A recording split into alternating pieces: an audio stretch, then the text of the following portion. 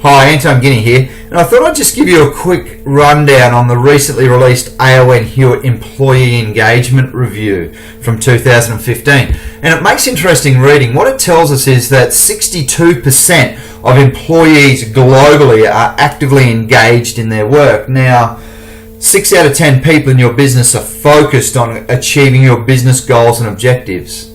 Might seem like a low number, 6 out of 10, but I've seen the statistics a lot lower, especially in Australian workforces, where I've seen that number as low as 25%.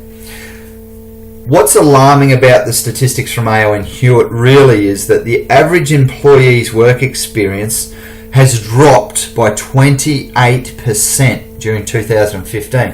What that means is that employees are feeling 28% less enabled, 28% less focused on, 28% less satisfied. Now that's a major number.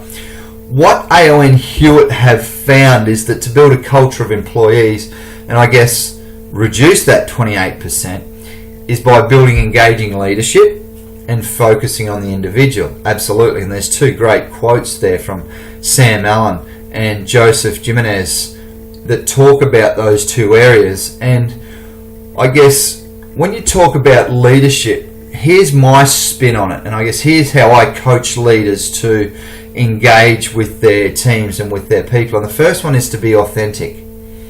Don't try to be someone that you're not. Be authentic, but not only be authentic and be yourself, but bring your best game every day.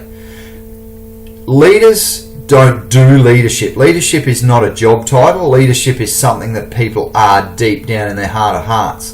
And the reason that they're leaders is because they actually care. They care for people. They care for the needs of the individual. When we talk about needs, we talk about the highest human need, according to Abraham Maslow, being self-actualization. Now, what leaders do is they're able to both self-actualize themselves.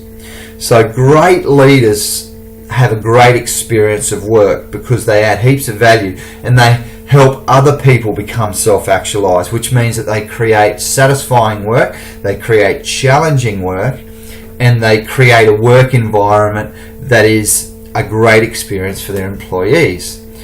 What leaders really understand, and this is probably the key takeaway from this slide, is that people are people, not commodities.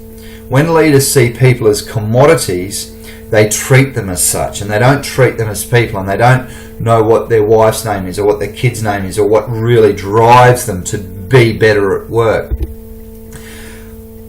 What I say to leaders is that they can actually increase engagement in their workforce instantaneously.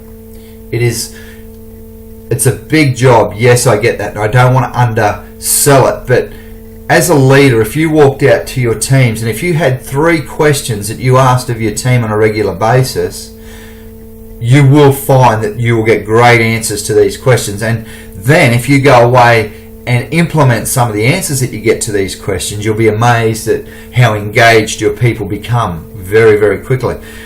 What I'd love to ask the people in our business is, if you owned the business, what would you do to grow or improve it right now?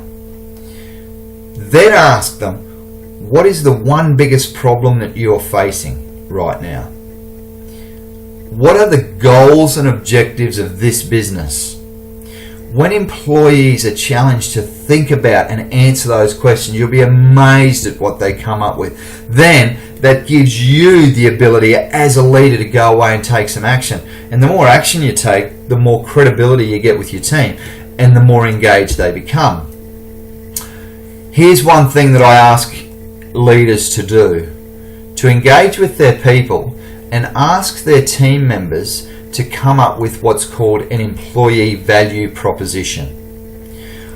It's a 1-page document where team members, employees, are asked to write down what it is that makes them a valued employee, what it is that makes them different, what it is that makes them special.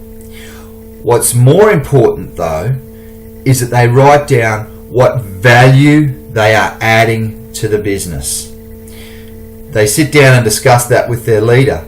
And usually they do that with passion and purpose because they are really selling themselves. And what a leader can then do, and what you as a leader can do, is take that information and work with your employees and really get to know them and get to know how to motivate, to inspire, and to engage them in your business. So if you do nothing else today, ask key leadership questions, ask your employees for an employee value proposition, and continue to engage your people. Thank you.